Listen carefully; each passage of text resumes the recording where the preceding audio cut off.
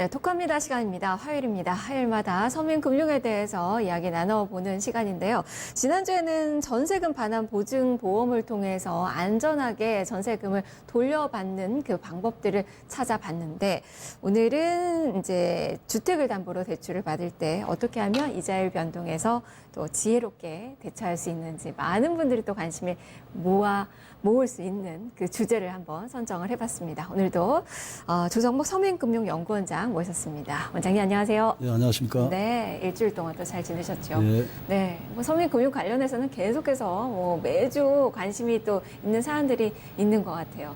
이제 오늘 또 대출 얘기를 좀 해볼 텐데, 얼마 전에 금융위에서 주택담보대출 차수의 금리 상승에 부담을 경감하겠다라는 대책을 발표를 했어요. 네. 이 내용, 일단은 이 변동금리 대출이라고 하면 금리가 좀 변동이 있겠다라고는 알고 있는데, 구체적으로는 또 설명이 좀 필요할 것 같고, 이게 어떻게 산정이 되는지도 좀 궁금하거든요. 우선 우리가 주택을 담보로 대출을 받을 때 금리가 두 가지 방식으로 결정이 됩니다. 네. 하나는 이제 고정금리. 처음 약정한 금리로 네. 만기까지 가는 네. 고정금리 네. 대출이 있고요. 하나는 이제 지금 말씀하신 변동금리 네. 대출이 있는데, 변동금리 대출은 그 3개월, 6개월, 1년 단위로 시장 금리의 흐름에 따라서 네. 그 금리가 이제 변동하는 겁니다. 네. 그래서 이제 초창기에는 보통 그 변동 금리가 낮기 때문에 큰 문제가 없는데, 시간이 갈수록 시장 그 금리 흐름에 따라서 네. 높아지기도 하고 낮아질 수가 있는데, 시장 금리가 높아지게 되면 이제 변동 금리가 그러니까 높아지기 다시 때문에 오르죠. 네. 그 대출을 받은 분들은 이제 그 위험에 처하게 되는 거죠. 그래서 이제 지금 그 한국은행 금융감독원에서도 금융위에서도 이제 이런 대책을 발표를 하게 된 거고요. 대책이 나오게 된 배경, 지금 현재가 좀 위기다라고 보는 건가요? 이 배경이 좀 궁금해요. 지금은 조금 이제 안정세를 취했습니다만은 작년만 해도 미 연준에서 이제 금리를 두 차례씩 올렸고요.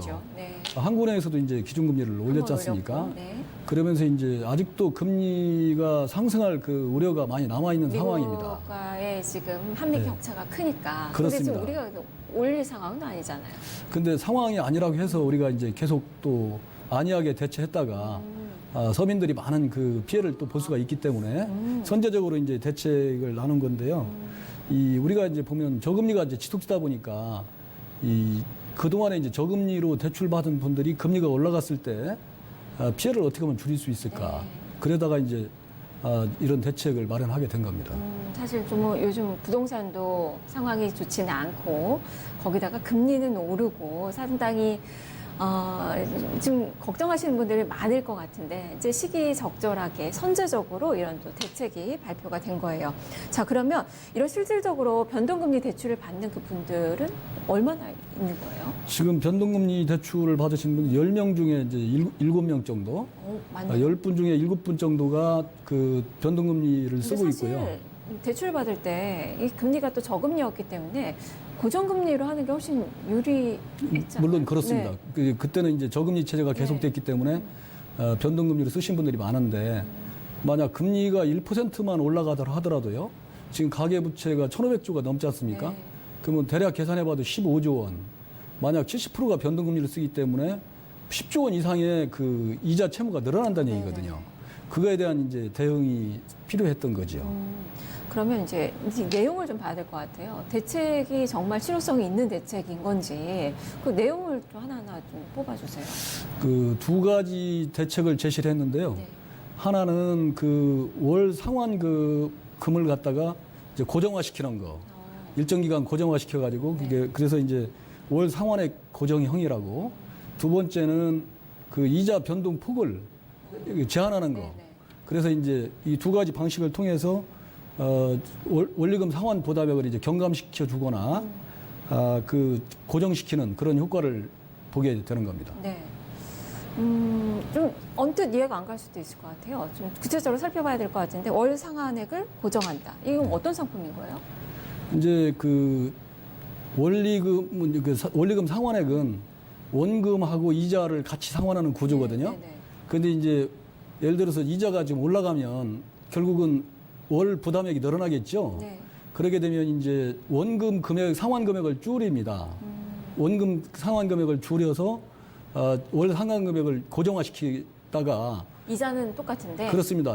이자는 똑같은데 그럼 10년 뒤에 그 그럼 금액을 만기가 정산하는 더 거죠. 한꺼번에 네, 한꺼번에 정산하는 10년 뒤에 그 정산하는 금액이 겁니다. 커지는 거고. 그렇습니다. 10년 동안 그 이제 상환 부담을 줄여주는 단기적으로는 거죠. 부담이 확실히 경감이 되겠네요. 그렇습니다. 네. 예. 그리고 그러면 이제 고정 기간이 좀 어느 정도인 거예요? 이 무기한은 아닐 것 같고. 예, 10년입니다. 10년 딱? 10년 동안 아. 고정시켜 놨다가 10년이 지나면 이제 변동금리로 전환을 하거나 네. 아니면 이제 그 원리금 상환을 정산하게 됩니다. 금액을. 네. 예. 그러면 이제 지원 조건 그것도 좀 궁금해요. 지원 조건은 이제 그 이게 아무래도 이제 그 손실을 누가 부담할 거냐 이런 거지 않습니까? 네네네. 그 서민한테 금- 그 부담이 부담이 그렇습니다. 가진 않을 거 아니에요. 근데 금리가 이제 예를 들어서 올라가면 그만큼 은행에서는 이제 낮은 그저 부담이 커지지 않습니까? 네, 그 네, 부담을 정부에서- 은행한테만 이제 다 맡길 수 없기 때문에 정부에서 이제 지원을 하는 거고. 변동금리 플러스 0.2 내지 0.3%를 이제 더 부담하는 이런 구조로 상품을 설계를 했습니다. 그 0.2, 0.3을 어디서 부담을 하죠? 이제 그 차주가 부담을 하게 됩니다. 그러면은 이게 금리가 더 늘어나게 되는 거잖아요.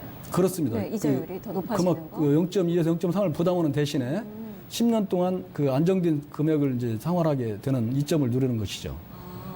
지금 저소득층이나 지금 뭐 다 집이라고 해도 다 같은 금액의 집이 아니라서 시가가 낮은 그 뭐 대출금도 있을 것 같고 이런 부분 좀 우대를 해준다고 들었는데요. 그렇습니다. 그 부부 합산 소득이 이제 7천만 원 이하이거나 네.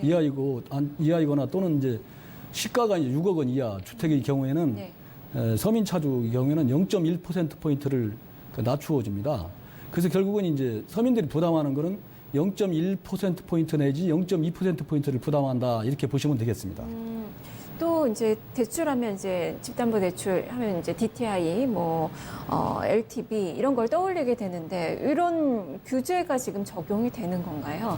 요거는 이제 그 기존 대출금을 그대로 대환할 경우에는 LTV DTI를 이제 종전 LTV DTI를 적용하기 때문에 네. 문제가 없고요. DSR 산정 대상에서도 제외가 됩니다. 다만 이게 이제 어떻게 보면 이제 부채 구조를 좀 개선시켜 보자는 대책이거든요. 네. 그러다 보니까 이게 이제 정액이 있는 대환이라든가 신규 대출의 경우에는 변경된 그 현행 그 규제 비율을 적용을 받게 됩니다. 변경된 현행에 예, 현행. 예. 현행 규제 비율을 그대로 그렇습니다. 적용을 해서 그러니까 이제 기존 대출금 그대로 가지고 자기가 이제 월 상환액을 고정시키겠다. 네. 이 경우에는 이제 옛날 비중으로 하기 때문에 문제가 없고요. 그러면 비율. 차주가 얻는 뭐 이득이 좀 있는 거예요? 이것도 좀 예, 궁금하네요. 그렇습니다. 그 차주는 10년간 이제 금리 상승이 되더라도 그 월 상환액이 고정돼 있기 때문에 대신에 이제 안정된 상환액은 고정을 할 수 있고요. 고정이 돼 있는데 이자는 그렇죠. 조금 더 내야 되는. 예, 조금 더 내야 되는 그런 게 있고요. 그 장기간 그 이제 월 그 상환액 증가할 위험도 이제 방지하는데 예를 들어서 이제 원금 3억 원을 이제 3.5%에 빌린 차주가 1년 후에 금리가 1%포인트로 올랐다 네. 했을 때 일반 변동금리 상품을 쓰던 분에 비해서는 이제 월 상환액이 월 17만 원 정도 그러니까 축소해서 연 200만 원 정도 부담이 네. 덜게끔 됩니다. 네. 그렇다면은 이 말씀해 주셨던 원금 상환액을 하는 것과 그리고 또 하나의 그 차이가 있잖아요. 거기 있으면 뭐가 더 유리한 거예요? 이거는 이제 그 상황에 처한 사람들에 따라 다른데요. 지금 이 월 상환의 고정형은 네. 어떤 분들이 써야 되냐면 이제 자기가 지금 형편이 어려운데 5년 이상 그 장기 상환을 계획하고 있는 분들 네. 이런 분들한테 유리하고요. 그리고 이제 기존 변동금리 상품을 갖다가 만약 다른 대출을 일으켜서 대환하겠다. 네. 그러면 이제 변경된 LTV, DTI, DSR이 적용받게 되거든요. 그런 분들이 이제 그 대출을 못 받을 수가 있어요. 네. 근데 이제 이 제도를 이용하면 대출을 이제 기존 그 규제에 따라서 대출을 받게 되기 때문에 유리하고요. 또 하나는 이제 아까 말씀드린 대로 서민들에 대해서는 이제 우대금리를 적용하기 때문에 네. 서민들이 대출 받은 거에 대해서는 이 상품하고 비교를 해서 어떤 게 유리한지 선택을 할 수가 있겠습니다. 그러면 이제 금리 상한형 이 대출, 주택담보대출 이거는 또 어떤 건지 좀 설명해 주세요. 요거는 이제 그 원리금, 아니, 상환액을 고정시키는 게 아니고 금리 상승폭을 제한하는 겁니다. 그래서 예를 들어서 이제 5년 이내에 그 예를 들어서 2%포인트 그리고 이제 연간에는 1%포인트 이상을 못 올라가게끔 제한을 해버리는 거예요. 그래서 이제 별도의 대출 상품이 있는 게 아니고요. 기존 대출을 가지고 그 특약을 맺는 겁니다. 그래서 이제 그 금리 상한 특약을 맺어가지고 지원하는 것이기 때문에 이거는 이제 그 어떻게 보면 신규 자금이 나가는 그런 대출은 아닙니다. 그러니까 그 원금을 제한을 할지 아니면 이제 금리 이자를 이제 제한을 할지 그렇습니다. 이거를 선택을 해야 되는 거예요. 네. 그렇다면 이제 금리 인상을 우려하는 서민들한테는 뭐 도움이 좀 많이 될 것 같은데 언제부터 어디서 이런 대출 상품이 취급이 되는 거죠? 이거는 이제 3월 18일부터요. 그 15개 시중은행에서 다 실시를 합니다. 그래서 이제 이 그 금리 상한이나 이런 것들은 물론 이제 금리가 인하될 경우도 있습니다. 네네. 그 예상하기 나름인데 금리 상승이 우려돼서 이제 걱정되시는 분들은 이 상품을 미리 가입을 해놓으면 마음 편하게 조금 이자 부담은 될지언정 가입에 뭐 제한이 있다거나 뭐 이런 건 없죠? 그런 건 없습니다. 없고 금리 상한형의 경우에는 이게 이제 그 아까 말씀드린 부부 그 합산 소득 7천만 원 이하 또는 그 6억 원 시가 6억 원 이하의 주택에 대해서만 적용이 됩니다. 네.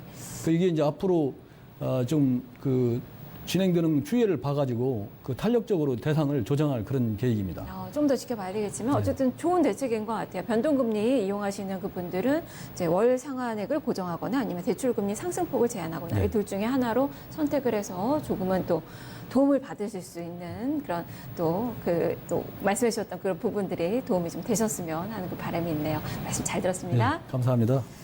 네, 오늘 또 톡합니다. 살펴봤는데요. 오늘의 퀴즈 시간 여기서 같이 갖겠습니다. 자, 어제 정답부터 공개를 해드릴게요. 자, 어제 정답은 개성공업지구 지원재단이었습니다. 자, 이어서 오늘의 문제 같이 드릴게요.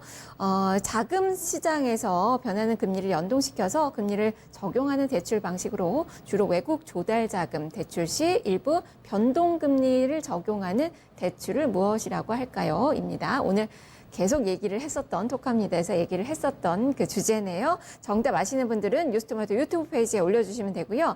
여기에 댓글로 정답 올려주시는데 여기에 메일 주소 함께 남겨주셔야 선물 보내드릴 수 있습니다. 비방트 선글라스 보내드리도록 하겠습니다. 많은 참여 기다리고 있겠습니다. 지금까지 톡합니다. 함께 하셨습니다.